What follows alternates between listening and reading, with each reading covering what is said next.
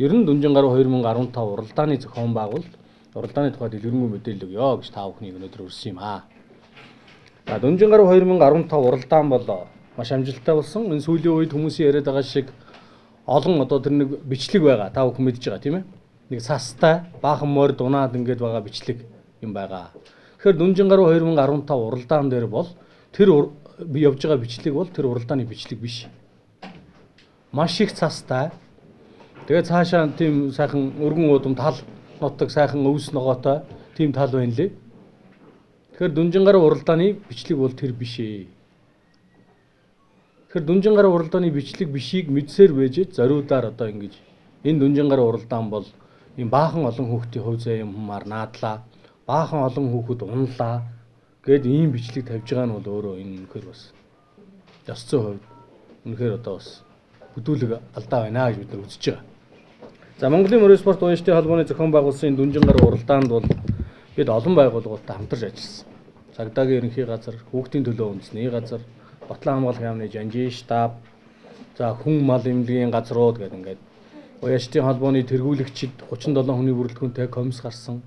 За энэ комисс маань бол үндсэндээ 20 тоног ажиллаж энэ уралдааны замыг засаж, сайжруулж, хамгаалтын хувцс хэрэгслийн стандартыг яаж мөрдүүлэх вэ?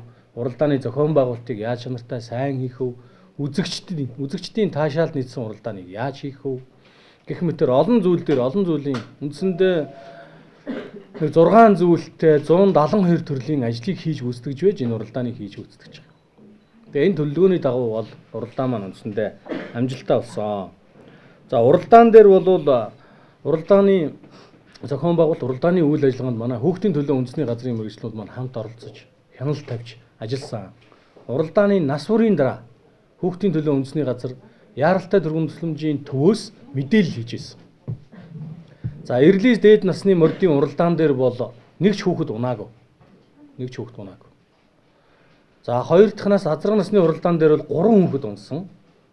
Хүүхдүүд бэртэж гэмтээгүй.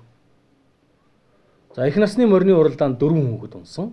4 хүүхдийн нэг нь мөрөндөө зөөлөн эдийн хөнгөн гэмтэлтэй. За соёолонгийн уралдаан дээр бас 4 хүүхэд унсан. Ямар нэгэн бэртэл гэмтэл байхгүй. Энийг манай эмнэлгийнхэн эхэлж үзээд хүүхдийн төлөө газрынхан шалгаад тэгээд дараа нь хүүхдийн төлөө газар манай хүн эмнэлгийнхнаас албан ёсны мэдээлэл хийсэн. Тэгэхээр уралдаан маань бол үндсэндээ ингэж амжилттай зохион байгуулагдсан гэдгийг бол юм хэлхийг хүсэж байна. За тэгээд жил болгоны л одоо Дүнжин гаруй уралдааны ард дээр ер нь энэ хаврын уралдааны ард дээр бол манай энэ хэвлэл мэдээллийн хэрэгслээр за энэ интернет сүлжээгээр те сошиал медиа орчноор бол энэ хурдан морины уралдааны тухай янз бүрийн сөрөг мэдээллүүд гардаг л да. Тэгэхээр бидний хувьд бол Монголын морин спорт уяншдын холбооны хувьд бол зөв мэдээлэл дээр түшгэлж ярьж байгаасаа, баримттай ярьж байгаасаа нэг хүний юм уу, нэг хэсэг хүмүүсийн зохион байгуулалттай ч юм уу, санаатай ч юм уу, санамсаргүй ч юм уу байдлаар тараасан мэдээлэлд үндэслэж бусад энэ хэвлэл мэдээллийн хэрэгслүүд маань битгийг шуугаж байгаасаа гэж хүсэж байна. Одоо бид бол энэ саяны тэр Дүнжин гаруйн уралдаан дээр хүүхэд унж байгаамаа гэдэг ингээд гаргасан тэр бичлэгний тухай асуудлаар бол бид бас зохих байгууллагад нь хандна гэж бодож байна. Энийг хаанаас яаж гаргасан юм?